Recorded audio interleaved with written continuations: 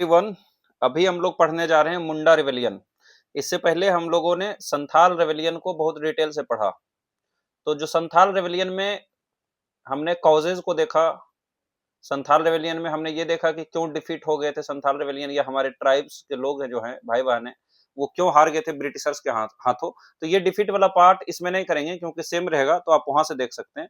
बार बार एक ही चीज को रिपीट करने से कोई फायदा तो है नहीं। इसलिए आज इसमें हम लोग थोड़ा सा जो जहां पढ़ भी, हालांकि नोट्स में शामिल रहेगा, डिफिट्स वाला इसमें शामिल भी नहीं किए हैं, लेकिन बाकी सब चीजों में जो हमने संथाल रेवेलियन में बेस बनाया है उसी के बेसिस पर इसको मदद मिलेगा। तो मुंडा रेवेलियन का सबसे पहले टाइम पीरियड क्या है, 1899 से 1900। देखिए ये है ट्रिब्यूट टू भगवान बिरसा मुंडा ऑन हिज बर्थ एनिवर्सरी। इन्हें भगवान बिरसा मुंडा कहा जाता है क्योंकि इन्होंने खुद ही अनाउंस किया था कि मैं धरती अब्बा का, जो धरती अब्बा है ना, जो इनके भगवान होते हैं धरती आबा, जो सूर्य के आ, मतलब सूर्य के क्या कहते हैं इनकारनेशन ही माने जाते हैं, तो धरती आबा का फॉलोअर है। तो इन्होंने कहा था कि मैं धरती आबा का ही रूप हूं, ऐसा करके, तो इसलिए इन्हें भगवान माना जाता है क्योंकि इन्होंने खुद ही प्रोक्लेम किया था, है ना। हालांकि जो इनका लाइफ का पार्ट है वो हम लोग किसी और लेक्चर में देखेंगे, बिरसा मुंडा का लाइफ। हमें क्वेश्चन तो सिंपल आता है कि बिरसा मुंडा के बारे में, बिरसा मुंडा रिवेलियन के बारे में शॉर्ट नोट लिखिए। तो बिरसा मुंडा का रिवेलियन का शॉर्ट नोट में हमें क्या लिखना पड़ेगा, हम इंट्रोडक्शन लिखेंगे। फिर क्या लिखेंगे, इंट्रोडक्शन के साथ साथ फिर हम लिखेंगे कि क्या कारण थी, यानी कि reasons reasons of this revolt. फिर हम क्या लिखेंगे कि व्हाई वर दे डिफीटेड, ये लिख सकते हैं डायग्राम बना के। फिर दिखा सकते हैं सिग्निफिकेंस, और फिर कंक्लूजन। इतना ही हमें लिखना पड़ता है। तो इसमें बिरसा मुंडा के जीवन को ज्यादा दिखाने का टाइम जगह नहीं मिलता है, और हम लोग बीपीएससी एग्जाम के लिए प्रिपेयर कर रहे हैं, so we will restrict to our syllabus, है ना, जितना से हमें एग्जाम में मदद मिल जाए, क्वेश्चन बन जाए। तो आइए इंट्रोडक्शन देखते हैं। इंट्रोडक्शन में पहले ही बताया था कि अगर इसका कुछ और नाम है तो वो लिख सकते हैं कि Birsa Munda rebellion also known as. फिर हम क्या लिख सकते हैं कि कब हुआ, व्हेन, कहाँ हुआ, वेयर, है ना, किनके द्वारा हुआ, यानी जो लीडर है, यहाँ पर तो बिरसा मुंडा स्वयं है, तो लीडर, अगेंस्ट हुम, किनके खिलाफ हुआ, तो ब्रिटिशर्स एंड डिकूज, एंड व्हाई, है ना। इतना चीज आपको इंट्रोडक्शन में अगर दिखा देते हैं, तो अगर थोड़े थोड़े मार्क्स भी देता है तो बहुत अच्छा मार्क्स आ जाएगा। तो बिरसा मुंडा रेवेलियन डेट हमने दिखा दिया 1899 से 1900। तो यहाँ पर दो फैक्ट दे दिया। बिरसा मुंडा रेवेलियन, इसको कहा जाता है उलगुलान, है ना। उलगुलान का मतलब होता है ग्रेट तुमुल्त, मतलब जैसे आगे देखेंगे इसको, है ना, इसको मिलिनेरियन मिलिनेरियन रिवोल्ट भी कहा जाता है। जो मिलिनेरियन होता है ये एक रिलीजियस कॉन्सेप्ट है। ऐसा माना जाता है कि there is going to be a sake, है ना, एक न्यू क्रिएशन। जैसे फॉर एग्जांपल ऐसा मानते हैं ना हिंदू लोग कि कल की भगवान आएंगे और फिर से एक नया वर्ल्ड, सतयुग का निर्माण होगा, तो उसे ही मिलेनियरियन कहते हैं, मिलेनियरियन कहते हैं कि आफ्टर ए ग्रेट रिवोल्ट या आफ्टर ए ग्रेट इंसिडेंट कुछ ऐसा घटना घटेगी जिसके बाद पूरी तरह से दुनिया बदल जाएगा। So that kind of thing is known as millenarian, है ना। तो ये इसलिए इसको ग्रेट तुमुल्त कहा जाता है या उलगुलान कहा जाता है। तो पहले आपने क्या दिखा दिया, जो मुंडा रिवेलियन है 1899 से 1900 में हुआ, इसे ही उलगुलान या ग्रेट तुमुल्त कहा जाता है। ये रिलीजियस मिलेनेरियन, ये वर्ड अगर आप शामिल कर पाते हैं याद करके, तो आपका आंसर को बहुत इनरिच करेगा, है ना, क्योंकि ये कुछ लोगों को ही पता रहता है कि मिलेनेरियन का मतलब क्या है और मिलेनेरियन क्यों सिर्फ बिरसा मुंडा आंदोलन से संबंधित जोड़ सकते हैं। संथाल रेवेलियन एक्सेट्रा में मिलेनेरियन का यूज नहीं करते हैं। तो this was a religious millenarian, meaning that after this incident, after the Birsa rebellion, the world will be created, that world will be completely new, है ना। जो बिरसा मुंडा का एरा होगा, जो मुंडा का स्वशासन चलेगा, मुंडा का प्रशासन चलेगा, ब्रिटिश को भगा देंगे। तो इसलिए ये एक रिलीजियस मिलेनेरियन ट्राइबल अपराइजिंग था। और लेड कौन किए, led by Birsa Munda in the Chota Nagpur plateau, present day Jharkhand है। तो आपने क्या दिखाया, जिसे उलगुलान भी कहते हैं, 1899 से 1900 के बीच में हुआ, एक पॉइंट यहाँ दिखाया। इसे उलगुलान कहते हैं, दो पॉइंट ये दिखाया, जो कि पीवाईक्यू का पार्ट है, प्रीलिम्स में पूछा हुआ। ये एक रिलीजियस मिलिनेरियन है, 3 पॉइंट है। ये अपराइजिंग हुआ किनके द्वारा, बिरसा मुंडा इनके लीडर थे। कहाँ हुआ, छोटा नागपुर प्लेट्यू। अगर आप ये इंट्रोडक्शन को शामिल करते हैं तो यहाँ पर से ही हमको लगता है 1.5 नंबर दे देना चाहिए इंट्रोडक्शन में, क्योंकि मैक्सिमम चीज इंट्रोडक्शन में शामिल है। अब किनके खिलाफ हुआ, ब्रिटिशर्स के खिलाफ हुआ। तो हम सिस्टम को छोटा रखने के लिए, है ना, ये पैराग्राफ को छोटा रखने के लिए अलग दिखाएं, आप इसी में कंटिन्यू कर सकते हैं कि इट ब्रोक अगेंस्ट, या the rebellion started, the rebellion was against exploitative system of British colonial administration, है ना। जो ब्रिटिश कॉलोनियल एडमिनिस्ट्रेशन का एक्सप्लॉइटेटिव सिस्टम है उसके खिलाफ था। और ब्रिटिश कॉलोनियल एडमिनिस्ट्रेशन को साथ किससे मिला था, along with zamindars, moneylenders, missionaries, outsiders. ये जो जमींदार्स हैं, मनीलैंडर्स हैं, मिशनरी हैं, ये बाहर के रहने वाले थे, और बाहर को डिकू कहा जाता है ट्राइबल वर्ड में। तो यानी कि it was against the British exploitative system of British administration and the dikus, जो उनके साथ जुटे हुए थे। एंड अगर इतना आप इंट्रोडक्शन में लिखते हैं तो हमको तो लगता है कि 1.5 से 2 मार्क्स दे देना चाहिए, बाकी सब आप सिर्फ फॉर्मेलिटी के रूप में दिखा दें।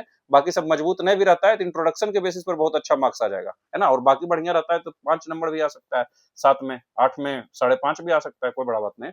अगला है रीजन ऑफ रिविलियन। जब हमने संथाल पढ़ा था तब हमने देखा था, हमने बताया था आपको कि वहां पर प्रगनायत सिस्टम का यूज जरूर करना है ना, प्रगनायत सिस्टम का यूज जरूर करना, क्योंकि बाकी सब कॉमन पॉइंट होता है, कुछ पॉइंट होता है जो अलग बनाता है एक ट्राइबल आंदोलन को दूसरे से। तो उसी तरह इसमें जो है, इसमें खुटखटी सिस्टम जरूर दिखाना है। खुटखटी सिस्टम क्या था? दिस वाज ए सिस्टम, ये सिंपल एक सिस्टम था, where where the land ownership ownership was on the basis of clan या on the basis of group. ये ग्रुप लैंड ओनरशिप था। जैसे अगर यहाँ पर एक गांव है, यहाँ पर कुछ मुंडा आदिवासी रह रहे हैं, तो ये गांव में ये नहीं बोलेगा कि ये राम का जमीन है, ये श्याम का जमीन है, ये कृष्ण का जमीन है, ये गौतम बुद्ध का जमीन है, ये जैन महावीर का जमीन है, महात्मा गांधी का, सुभाष चंद्र बोस का है। ऐसा बोला जाएगा कि ये सिर्फ मुंडा का, ये पूरे जो है कलेक्टिव ओनरशिप है ना। तो ये खुटखटी सिस्टम क्या है? कलेक्टिव ओनरशिप ऑफ लैंड है, ये सभी का एक साथ है। आज का जैसे होता है इंडिविजुअल ओनरशिप, वैसा नहीं है, पूरा ग्रुप का लैंड है। तो ये जो खुटखटी सिस्टम था जिसमें कि पूरा ग्रुप का जमीन होता था, इसको तो ब्रिटिश तबाह कर देंगे, क्योंकि ब्रिटिश जाएंगे, बोलेंगे अपना कागज दिखाओ। ये कहेंगे कागज नहीं है, मेरा दादा परदादा सब यही खेती करते आया है, हमारा खेत है। तो कहेगा कि किसका खेत है? तुम्हारा है। तो कहेगा कि पूरा गांव का खेत है। कहेगा ऐसा नहीं होता है, जमीन छीन लिया जाएगा। तो the Munda traditionally followed the Khuntkatti system. Munda क्या फॉलो करते थे? खुटखटी सिस्टम। क्या था? A joint clan based land ownership. Joint clan based, यानी कि जो क्लैन से आ रहे हैं, इनके पूर्वज कोई आए वहां पर बस गए तो उस क्लैन का पूरा जमीन हो गया। तो joint clan based land ownership structure था, जहां land belong collectively to the community. पूरा कम्युनिटी का जमीन है, एक का नहीं है। और इसको क्या कर दिया गया? Land alienation and breakdown of Khuntkatti system. Khuntkatti system को तबाह कर दिया गया। The British did not follow, British did not accept this Khuntkatti system. और ये खुटखटी सिस्टम को एक्सेप्ट नहीं किया। With British intervention this system was undermined and lands were transferred to zamindars and thekedars. जमीन नहीं मिला, कागज नहीं मिला, तो जमींदार्स को ट्रांसफर कर दिया, ठेकेदार्स को ट्रांसफर कर दिया। ये जंगल आपका घर है, ये छोटा नागपुर प्लेट्यू आपका घर है, आप यहाँ रह रहे हैं वर्षों से, आपके पूर्वज यहाँ पर रह रहे हैं, खेती कर रहे हैं, आप अच्छा से शांतिपूर्वक रह रहे हैं। एक दिन ब्रिटिश आया, कोई बाहर वाला आया और बोला कि ये आपका जमीन नहीं है, किसी और को ट्रांसफर कर दिया। आपके अंदर क्या होगा? क्या आप आंदोलन करेंगे कि नहीं करेंगे? This resulted in the transformation of Mundas. अभी तक तो वो लैंड ओनर्स से इनटू टेनेंट्स और लेबरर्स, एक दिन में लेबरर्स बन गए। अभी तक तो पूरा जंगल उनका था, पूरा जमीन उनका था, सब जल उनका था, पूरा वहां के ट्री सब कुछ पर उनका अधिकार था। लेकिन अब एक क्षण में वो लेबरर्स बन गए ऑन देयर ओन लैंड, खुद की जमीन पर। रोज दिन देख रहे जमीन को, रोज दिन देख रहे जंगल को, लेकिन वो किसी और का जमीन हो गया। Striking at the root of their economic independence and social identity. जो उनका इकोनॉमिक इंडिपेंडेंस और सोशल आइडेंटिटी था उसको खत्म कर दिया। दूसरा क्या है? एक्सप्लॉइटेटिव जागीरदारी एंड ठेकेदारी सिस्टम। जो जागीरदारी और ठेकेदारी सिस्टम है, जो इंटरमीडियरी को किया है रेवेन्यू कलेक्ट करने के लिए। जागीरदार और ठेकेदार कौन है? ये रेवेन्यू कलेक्ट करने जाएंगे। पहले तो जमीन छीन लिया, जो जमीन थोड़ा बहुत है या जहां पर भी लेबर कर रहे हैं वहां से रेवेन्यू कलेक्ट किया जाएगा, पैसा लिया जाएगा। जैसे कि अगर वो जंगल में ट्रीज को यूज करते हैं ना, ट्री का कुछ वुड्स को लेते हैं, तो ये वुड्स से क्या है, उनको रेवेन्यू देना पड़ेगा। क्यों देना पड़ेगा? क्योंकि आप अपने खेत में खेती नहीं कर रहे हो ना, सब ब्रिटिश का खेत हो गया, तो अब उन्हें रेवेन्यू देना पड़ेगा। जंगल का कुछ भी वस्तु को उपयोग करते हैं, रेवेन्यू कलेक्ट करने के लिए क्या लगाया गया? जागीरदार ठेकेदार को लगाया गया है ना। ये क्या करेगा? ये एक्सेसिव रेंट कलेक्ट करेगा, और जिससे कि फोर्स होगा ड्राइवर को फोर्स लेबर में कन्वर्ट करने के लिए, क्योंकि ये बहुत ज्यादा रेंट कलेक्ट कर रहे हैं, उतने ज्यादा उनके पास मनी है नहीं। तो ये मनी क्या करेंगे? मनी नहीं दे पाएंगे तो क्या होगा? फोर्स लेबर करेंगे, है ना, बेगार करेंगे, जबरदस्ती खेती कराया जाएगा, जबरदस्ती मजदूरी कराया जाएगा, पैसा नहीं दिया जाएगा। कुछ लोग जो थोड़ा सा तेज रहेंगे वो किसके पास जाएंगे? मनी लेंडर्स के पास जाएंगे। सेम चीज संथाल में ही देखे थे, मनी लेंडर्स के पास जाएंगे। मनी लेंडर्स क्या करेगा? इनसे ज्यादा तेज है, ये तो भोले वाले लोग हैं। ये एक कुछ ऐसा सिस्टम को इजाद करेगा, इलिजिटिमेट सिस्टम को, जिससे इनका रेंट को या इनका जो इंटरेस्ट रेट है उसको और बढ़ा दिया जाएगा। और इस तरह से क्या है, इनका लैंड भी ले लिया जाएगा जो थोड़ा बहुत है, और या तो फिर इनसे फिर से फोर्स लेबर कराया जाएगा। और अब तो जन्म जन्म के लिए इनके बच्चे भी उसके अंदर फोर्स लेबर करेंगे, क्योंकि इसका बाप चुका नहीं पाएगा, कोई चुका नहीं पाएगा इसका रेंट को, इतना ज्यादा पुट करेगा कि। So this added an additional layer of exploitation, making the Mundas subject to both colonial authority and local oppressor। जो local oppressor है, जो हमारे समाज के हैं, हिंदू हैं, है ना, या भारत के रहने वाले हैं, भारतीय हैं कलर से, लेकिन वो भी मुंडा को जाके परेशान कर रहे हैं। ऑपरेशन बाय मनी लेंडर्स बताया कि कुछ लोग जो है वो मनी लेंडर्स के पास जाएंगे कि इनसे पैसा लेके उसको दे देते हैं टैक्स को, लेकिन अगली बार ना तो मनी लेंडर्स को पैसा दे पाएंगे ना टैक्स को पैसा दे पाएंगे। तो money lenders trapped Mundas in cycle of debt through high interest rate and manipulation of accounts. Accounts को मैनिपुलेट किया जाएगा और हाई इंटरेस्ट रेट में फंसा दिया जाएगा। Debt often resulted in land alienation, फिर से जमीन छीन लेगा जो थोड़ा बहुत है। बॉन्डेड लेबर यानी फोर्स लेबर, बेगारी कराएगा, मजदूरी कराएगा। Reinforcing economic dependency in intensified resentment, है ना, इकोनॉमिक रूप से क्या है, डिपेंडेंट हो जाएंगे जो पहले इंडिपेंडेंट थे। अगला है forest laws and restrictions. Britishers brought many forest laws, है ना, बहुत सारा फॉरेस्ट लॉज लाया और इस फॉरेस्ट लॉ से they restricted the use of forest, the use of forest for the Mundas. Munda हो, संथाल हो, कोई भी ट्राइब है, आपके जंगल हैं लेकिन उसके लिए लॉ लाया है और आप जंगल के वस्तुओं का इस्तेमाल नहीं कर सकते हैं। तो the introduction of colonial forest laws restricted the Mundas traditional rights over forest. उनका जो ट्रेडिशनल राइट है फॉरेस्ट के ऊपर छीन लिया गया। एक्टिविटी जैसे grazing, hunting, collection of forest produce, ये सब को रेगुलेट किया गया और बैंड किया गया। Disrupting their livelihood and cultural practices, उनका लाइवलीहुड को तबाह किया गया, कल्चरल प्रैक्टिसेस को खत्म किया गया। जो कल्चरल प्रैक्टिसेस था जंगल से रिलेटेड, जैसे फॉर एग्जांपल साल का पूजा करते हैं, फॉर एग्जांपल जंगल में दातून का इस्तेमाल करते हैं मुंह धोने के लिए, लेकिन अब तो उनका भी इस्तेमाल इनके लिए मुश्किल हो जाएगा। The ecological dispossession became a major cause of unrest. Ecological मतलब जो फॉरेस्ट से डिस्पोजेस किया, फॉरेस्ट से हटा दिया गया, वो भी अनरेस्ट का कॉज था। अगला जो बच गया तो मिशनरी एक्टिविटी और कल्चरल इंटरफेरेंस आया।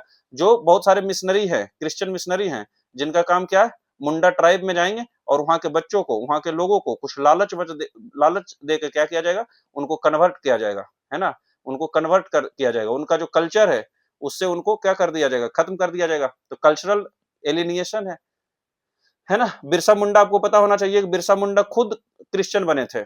बिरसा मुंडा को खुद क्रिश्चियनिटी में कन्वर्ट कर दिया गया था, लेकिन बाद में फिर से उन्हें रियलाइज हुआ कि ये जो कन्वर्जन है ये गलत है, ये लालच देके कन्वर्जन कराया जा रहा है, हमारे अपने ही धर्म से विमुख कराया जा रहा है, और इसलिए आंदोलन हुआ। आज भी देखिए इंडिया में क्या स्थिति है, ये जो क्रिश्चियन मिशनरी हैं ये लालच देके, है ना, लोभ देके, प्रॉफिट दिखा के कि आपको स्कूल में फ्री मिलेगा या आपको इतना पैसा मिलेगा, स्कॉलरशिप मिलेगा, हेल्थ हॉस्पिटल्स में ये छूट मिलेगा, और ये लालच दिला के क्या कर रहे हैं, ये कन्वर्जन कर रहे हैं। नॉर्थ ईस्ट में पूरा कन्वर्जन बहुत हाई लेवल का हुआ है।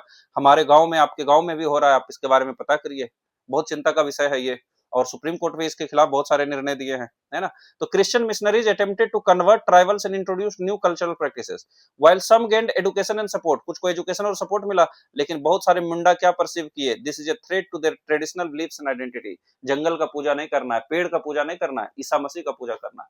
ईसा मसीह का सम्मान होना चाहिए क्योंकि उनका जीवन उस तरीका से था, पर इसका मतलब ये नहीं कि हम अपने ईश्वर को भूल जाए, इनका जो पेड़ है उनको भूल जाए, पहाड़ है उनको भूल जाए, जंगल को भूल जाए, है ना। जो ट्रेडिशनल है, सभी का गांव में अभी भी देखते हैं कि बाबा होते हैं उधर, है ना, जैसे हमारे तरफ जखराज बाबा हैं, कहीं झुमराज बाबा हैं, ऐसे बहुत सारे होते हैं। तो क्या उनको भूलने की कोई जरूरत है? नहीं है। उनका जो बिलीफ है वो बिलीफ भी चलना चाहिए और ये सब भी होना चाहिए। तो Birsa Munda himself initially interacted with missionaries but later led to revivalist movement. वो शुरू में खुद कन्वर्ट हुए थे पर बाद में रिवाइवलिस्ट मूवमेंट स्टार्ट किया। रिवाइवलिस्ट मतलब we want to revive the traditional practices, the traditional religion. जो शुरुआत में रिलीजन चलते आ रहा है उसको हम रिवाइव करना चाहते हैं। ये जो चेंज है, we are not going to tolerate the change. तो रिवाइवलिस्ट मतलब क्या होता है? पुराने विचारों को फिर से लाना। और रिफॉर्मिस्ट मतलब होता है कि पूरी तरह से बदलना और एक नया विचारधारा को लाना, मॉडर्निटी पर बेस्ड एक्सेट्रा। तो ये रिवाइवलिस्ट मूवमेंट को चालू करते हैं कि जो हमारे धर्म में प्योर है, हमारे धर्म अच्छे थे, उसको फिर से वापस लाना चाहिए। फिर क्या, एडमिनिस्ट्रेटिव एंड जुडिशियल इंजस्टिस। वहां भी देखे थे कि जब मुंडा को दिक्कत हुआ, जब मुंडा को पुलिस ने पीटा, जब मुंडा को जो ठेकेदार से, जो जागीरदार से ये एक्सेसिव रेंट कलेक्ट किया, जब मुंडा को मनी लेंडर्स ने गलत तरीके से फंसा के पैसा ऐंठने की कोशिश की, तो ये कहा जाएंगे, ये जाएंगे लीगल सिस्टम के पास। लेकिन that was alien and biased towards land. ये जो लीगल सिस्टम है, जो पुलिस है, ये लैंडलॉर्ड्स और आउटसाइडर्स का सपोर्ट लेंगे, है ना। तो मुंडा को बहुत डिफिकल्ट लगा जस्टिस प्राप्त करने में। आपको कोई मारे और आप पुलिस के पास जाएं, पुलिस भी आपको मारे कि आप ही का गलती है, तो कैसा लगेगा। तो due to this complex procedure and corruption, इनका मार्जिनलाइजेशन और बढ़ा। इमरजेंस 7वां रीजन में दे सकते हैं, emergence of Birsa Munda and religious mobilization. Birsa Munda खुद पहले क्रिश्चियनिटी में कन्वर्ट हुए, बाद में ये डॉक्टर भी थे, है ना। आयुर्वेदिक का ऐसा कुछ छोटा मोटा डॉक्टर ही जानते थे आयुर्वेदिक से रिलेटेड, और इनके पास जो भी आता था, है ना, वो जनरली ठीक हो जाता था। इसलिए इनका जो पॉपुलैरिटी था बहुत ज्यादा बढ़ गया, और इन्होंने पॉपुलैरिटी को यूज करके कहा कि आई एम धरती अब्बा, है ना, जो धरती अब्बा है उन्हीं का हम भी क्या है, उन्हीं का हम भी मतलब कि रूप है, हम खुद भगवान हैं और हमसे भगवान बात करते हैं और भगवान बोले हैं कि अगर आप लोग मेरा साथ दें तो ये ब्रिटिश सिस्टम को उखाड़ के फेंक देंगे, है ना। तो जो पहले धीरे धीरे ये चेक उक करते थे और उसका उपाय बताते थे और सफल भी होते थे, इनसे जो पॉपुलैरिटी बढ़ा, धीरे धीरे उनको धार्मिक विचारधारा में बदल दिए, है ना। धर्म पर ज्ञान देने लगे, धर्म को समझाने लगे कि कैसे अल्कोहल से दूर रहना है ना। ये इस बात पर जोर देते थे कि अल्कोहल से दूर रहो, दारू उरू न पियो, एक अच्छा प्योर लाइफ को जियो, है ना, प्योर लाइफ को जियो, अल्कोहल से दूर रहो, मीट उट ना खाओ, है ना, प्योर लाइफ को जीने की कोशिश करो। जो भी इनका कल्चर था उनको समझाते थे, तो ये एक रिलीजियस आइडिया को भी देने लगे। तो Birsa Munda emerged as a charismatic leader who combined political resistance तो था ही कि we are going against British के खिलाफ हम लोग आजादी प्राप्त करने की कोशिश करेंगे, लेकिन रिलीजियस रिफॉर्म भी लाए। रिलीजियस रिफॉर्म मतलब समाज में जो अच्छाई है, जो कुरीतियां व्याप्त हो गई थी, उसको खत्म करने की कोशिश की। He proclaimed himself as a divine figure, इन्होंने कहा कि हम एक डिवाइन फिगर है, अवतार है और हमारी बात मानो, और called for the establishment of Abua Raj, मतलब कि हमारा राज आएगा, अबुआ राज आएगा, हमें भगवान ने दर्शन दिए हैं, भगवान ने बताया हम खुद एक डिवाइन पर्सन है और अबुआ राज आने वाला है, इसलिए आप लोग मेरा सपोर्ट कीजिए। दिस आइडियोलॉजिकल मोबिलाइजेशन जो मुंडा को यूनिफाई किया और डिस्कंटेंट को रिवेलियन में बदल गया। सब लोग नाखुश तो थे, डिस्कंटेंट तो थे, लेकिन उसको रिवेलियन में कब बदला, जब इन्होंने उनको रियलाइज कराया, है ना। कहता है ना, revolt take place when there is objective realization of subjective subjugation, subjective oppression. हम पे हो रहा है ऑपरेशन की नहीं, क्या हमें सताया जा रहा है कि नहीं, ये सब्जेक्टिव है। किसी को लग सकता है, किसी को नहीं लग सकता, किसी को लग सकता है कि बीजेपी का अच्छा रूल है, किसी को नहीं लग सकता। पर इसके खिलाफ अगर मान लीजिए जैसे अरविंद केजरीवाल यूज किया, तो ये कैसे किया, क्योंकि सबको ऑब्जेक्टिव रियलाइजेशन किया, कराया कि आपके खिलाफ गलत हो रहा है, आप हमें वोट दीजिए, अच्छा कराएंगे, है ना। कांग्रेस का जो रूल था, तो सब्जेक्टिव रियलाइजेशन था, किसी को लगता था ठीक, किसी को गलत लगता था। पर जब मोदी आए, है ना, प्राइम मिनिस्टर आए, तो उन्होंने सबको रियलाइज कराया क्या कि आपके साथ गलत हो रहा है, हमको तो मतलब कि ऐसा बोला जाता है सोशियोलॉजी में कि देयर शुड बी, मतलब कि रिवोल्ट तब होता है, लीडर वो है जो कि रियलाइज करा सके, when there is objective realization of subjective reality. Reality subjective है, उसका ऑब्जेक्टिव सब लोग एक साथ रियलाइज करें तो क्या हो जाएगा, आंदोलन हो जाएगा। सो ये क्या किए, वही किए, है ना, मोबिलाइज किए लोगों को। नेचर और कोर्स ऑफ द रिवेलियन, ये सब तो रीजन हो गया। रीजन में आप बहुत सारा चीज लिख सकते हैं। खुटखटी सिस्टम आपको अवश्य लिखना है, खुटखटी सिस्टम के साथ साथ आपको लिखना है कि कैसे इसको ओप्रेस किया गया है ना। क्रिश्चियन मिशनरी का क्या रोल था, धर्म कन्वर्ट करने का, उनका कल्चर में दिक्कत आया। फिर आप क्या लिख सकते हैं कि जो जागीरदार जागीरदार था या जो ठेकेदार था, उन्होंने बहुत ज्यादा रेंट कलेक्ट करना शुरू किया। और क्या किया, मनी लेंडर्स के पास गए तो मनी लेंडर्स भी बहुत ज्यादा इससे चार्ज लिया और इलिजिटिमेट तरीका से, कुछ उपाय से इनको इंडेटेडनेस में डाला मुंडा लोगों को। और फिर क्या हुआ, जब लीगल सिस्टम के पास गए तो legal system would favour the oppressors, the zamindar, thekedar, money lenders. वो भी एक चैलेंज था, क्रिश्चियन मिशनरी चैलेंज था। And the rise of Birsa Munda as a religious figure who united all the Mundas, है ना, जो यूनाइट किए, तभी आंदोलन संभव है ना। नहीं तो ये लोग अलग अलग ही रहते, ब्रिटिश के खिलाफ एक संघर्ष नहीं कर पाते। तो उनको यूनाइट करने का जो श्रेय है वो है बिरसा मुंडा को जाता है, इसलिए ये भी एक बहुत महत्वपूर्ण काउज थे। अगला है nature and course of the rebellion. Rebellion में क्या होगा, ये दिसंबर 1899 में शुरू हुआ और अटैक्स हुआ पुलिस स्टेशन पर, चर्चेज पर, सिंबल ऑफ कॉलोनियल अथॉरिटी पर। और मुंडा यूज ट्रेडिशनल वेपन, जैसा पहले ही पढ़ लिए इसलिए तेजी से निकलेंगे, बॉज, एरोज, सोर्ड्स, है ना, स्टिक्स, जो मिला उससे एक गुरिल्ला टैक्टिक्स से ये युद्ध शुरू किए। शुरू में तो क्या है कि बहुत रीजन में फैले, छोटा नागपुर रीजन में फैल गया।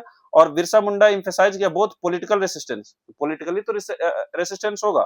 सोशल रिफॉर्म भी इन्होंने किया, सोशल रिफॉर्म जैसे urging people to abandon superstition, कि बिल्ली पास हो गया तो गाड़ी रोक दें, सुपरस्टिशन को खत्म करने की बात की। अल्कोहल पीना बुरी बात है, हमारे स्वास्थ्य के लिए नुकसान होता है। आज के लोगों में गांजा का प्रचलन बढ़ रहा है, तो ये सब क्या है, ये सोशल डिफॉर्मिटीज है। तो सोशल रिफॉर्मर को आएंगे तो ये बताएंगे कि अल्कोहल पीना बुरा बात है, गांजा पीना बुरा बात है, खैनी गुटखा ये सब गलत चीजें हैं, उससे बचना चाहिए। जो आजकल बहुत सारे चीज चल रहे हैं, रील्स चल रहे हैं, गलत बात है ना। आंख खराब हो रहा है लोगों को, बहुत ज्यादा मोबाइल के प्रति जो प्रेम बढ़ रहा है वो दिक्कत की बात है। तो उसी तरह वहां जो सुपरस्टिशन था, अल्कोहल था, और एक प्यूरिफाइड ट्राइबल आइडेंटिटी अपनाना चाहिए ना, एक प्यूरिफाइड लाइफ को जीना चाहिए, डिग्निफाइड लाइफ को जीना चाहिए। बिरसा मुंडा दोनों पॉलिटिकल रेसिस्टेंस तो किया ही, सोशल रिफॉर्म पर भी फोकस किए। स्ट्रॉन्ग मोबिलाइजेशन हुआ, लेकिन रिवेलियन में क्या था, मॉडर्न वेपनरी नहीं है, कोऑर्डिनेशन नहीं है, और इसलिए ये ज्यादा सस्टेन नहीं कर पाएगा, ब्रिटिश रिप्रेस कर देंगे। कैसे, hundreds of Mundas were killed during the suppression, सैकड़ों मुंडा की मृत्यु हुई जब सप्रेस करने ब्रिटिश अपने हथियार के साथ आए। Large scale arrest and destruction of villages, गांव-गांव तबाह कर दिए गए और बहुत ज्यादा अरेस्ट हुए। बिरसा मुंडा को स्वयं अरेस्ट कर लिया गया फरवरी 1900 में। और ये क्वेश्चन पूछा हुआ है कि वो पेड़ के नीचे सो रहे थे, किसी ने पुलिस को जानकारी दे दी, उन्हीं का दोस्त, और उनको अरेस्ट कर लिया गया और इनकी जेल में मृत्यु हो जाती है 9 जून 1900 को। ऑफिशियली बोला गया कि इन्हें कोलरा था, लेकिन लोगों को लगता है कि इन्हें जहर दे दिया गया था और उनसे इनकी मृत्यु हुई। तो बिरसा मुंडा का मृत्यु हुई। क्या कॉन्सिक्वेंसेस हुआ? तो छोटा नागपुर टेनेंसी एक्ट आया, जैसे वहां देखे थे संथाल परगना टेनेंसी एक्ट 1876, यहाँ है छोटा नागपुर टेनेंसी एक्ट 1908। इसमें क्या किया गया? जो कि रेस्ट्रिक्ट किया कि ट्रांसफर नहीं होना चाहिए ट्राइबल लैंड को नॉन ट्राइबल्स में, वहां भी सेम था। और वहां पर परगनाइज सिस्टम को चालू किया गया था, रिकॉग्नाइज्ड ट्रेडिशनल लैंड राइट्स, यहाँ खुदकटी सिस्टम को चालू किया गया। आप एक पैरेलल ड्रॉ कर सकते हैं आसानी से। This was A direct outcome of rebellion and addressed the core issue of land alienation का जो कोर इशू था कि खुदकटी सिस्टम को नहीं आइडेंटिफाई करता था, जो कलेक्टिव लैंड ओनरशिप है, क्लैन बेस्ड लैंड ओनरशिप है, उसको आइडेंटिफाई नहीं करता है। तो उसके लिए जब छोटा नागपुर टेनेंसी एक्ट आया तो उसको इंप्रूव किया गया और बोला गया कि जो मुंडा का जमीन है, जो ट्राइबल लैंड है, उसको नॉन ट्राइबल में ट्रांसफर नहीं होना चाहिए। Recognition of tribal land system है ना, खुदकटी सिस्टम को एक्नॉलेज किया गया और इसको लीगल बैकिंग दिया गया। जो कस्टमरी लैंड राइट्स है इसको बैकिंग भी, लीगली भी इसको बैकिंग दिया गया। एडमिनिस्ट्रेटिव रिफॉर्म किया गया कि है ना, जो ट्राइबल एरिया है उसमें बेहतर तरीका से रूल करना चाहिए, कॉशियस अप्रोच रखना चाहिए ट्राइबल एरिया में। स्पेशल एडमिनिस्ट्रेटिव मेजर्स लाया गया ताकि फ्यूचर अपराइजिंग ना हो। Future of failure of immediate objective तो फेल हो गए। The Munda rebellion did not succeed in establishing Munda Raj और एंडिंग कॉलोनियल रूल, लेकिन ये achieve long term structural changes आया। छोटा नागपुर टेनेंसी एक्ट आया, खुदकटी सिस्टम को आइडेंटिफिकेशन मिला, ब्रिटिश ने रिकॉग्नाइज किया कि we need to have cautious approach towards governing tribal areas, otherwise these kind of revolts will keep on taking place, है ना। Evolution of forced liver को एवोलिश कर दिया गया। ये सभी पॉइंट हम लोग सिग्निफिकेंस में लिख सकते हैं। अगर आप 2 पॉइंट में नहीं लिखते हैं, कॉन्सिक्वेंसेस और सिग्निफिकेंस में नहीं लिख सकते हैं, एक ही पॉइंट यानी कि इंट्रोडक्शन देते हैं, रीजंस बताते हैं कि क्यों हुआ, फिर आप सिग्निफिकेंस लिखते हैं और फिर कंक्लूजन लिखते हैं। तो ये सिग्निफिकेंस में ऊपर वाला भी सभी पॉइंट आएगा और ये सिग्निफिकेंस भी आएगा। सिग्निफिकेंस क्या है? Fight for self rule.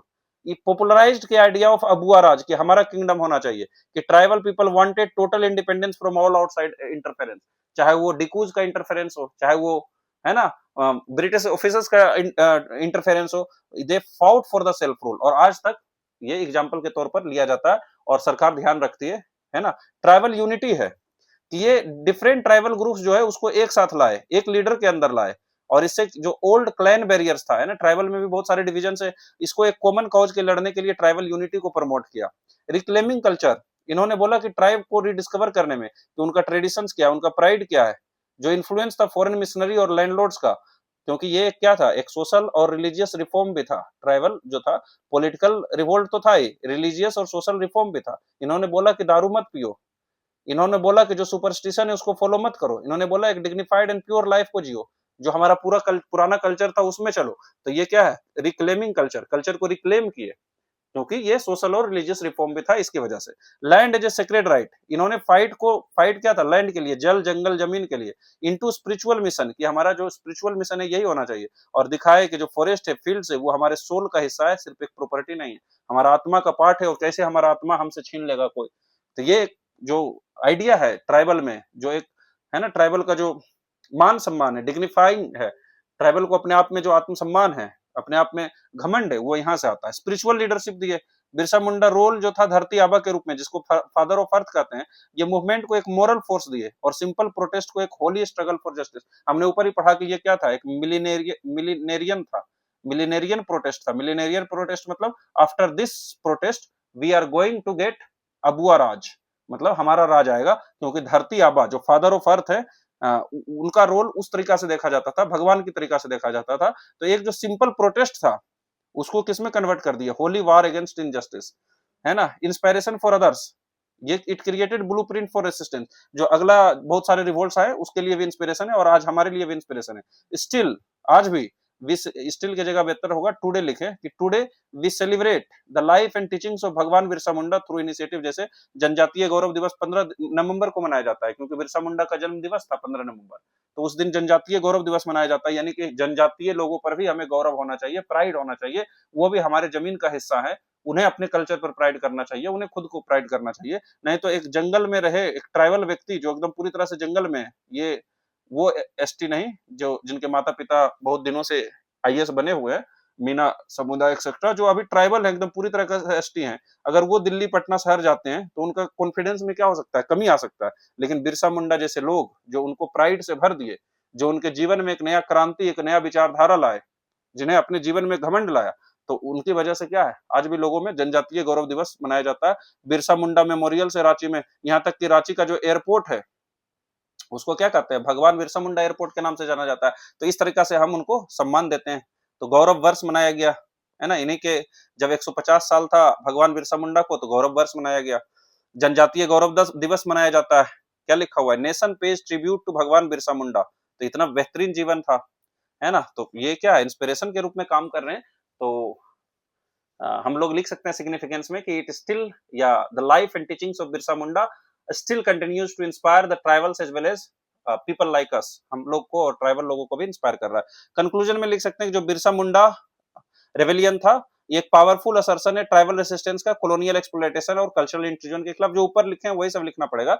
It went beyond A mayor economic revolt नहीं था, ये मूवमेंट फॉर सेल्फ रूल था, आइडेंटिटी के लिए मूवमेंट था, और रिफॉर्म था बिरसा मुंडा के लीडरशिप में। रिफॉर्म में रिलीजियस और सोशल रिफॉर्म दोनों था, पॉलिटिकल तो था ही। Analytically it represents a transition, ये ट्रांजिशन दिखाता है लोकलाइज्ड ट्राइबल रेसिस्टेंस से ideologically driven anti colonial struggle. Ideology इसमें शामिल था कि धर्म में भी परिवर्तन होना चाहिए। Making it crucial chapter in modern Indian history. तो आप इसमें कुछ लिख सकते हैं, इतना लंबा कंक्लूजन तो नहीं लिखते हम लोग, पर लिख सकते हैं कि tribal movement or tribal rebellion represents a crucial chapter in Indian modern history which transitioned from localized tribal movement to a ideologically based tribal movement. It did not only politically fought against the Britishers, but it had social and religious connotation as well. And still we get inspiration from this revolt. ऐसे करके भी आप conclusion लिख सकते हैं। आप अपने language में लिखने की कोशिश कीजिए, जो यहाँ पर नोट्स में दिया रहता है उससे हम लोग सिर्फ सीख सकते हैं ना, ये सिर्फ इंस्पिरेशन के रूप में है। लेकिन हमें तो लिखना पड़ेगा अपना ही शब्द में, अपना ही लैंग्वेज में, अपना ही वर्ड्स में, है ना, क्योंकि इतना हम लोग याद नहीं कर सकते हैं, फिर तो बीपीएससी बहुत बड़ा महाभारत हो जाएगा। तो ठीक है, मिलते हैं किसी और लेक्चर में। आप सब हमारे साथ जुटे, हमसे पढ़े, इसलिए आपका बहुत बहुत शुक्रिया।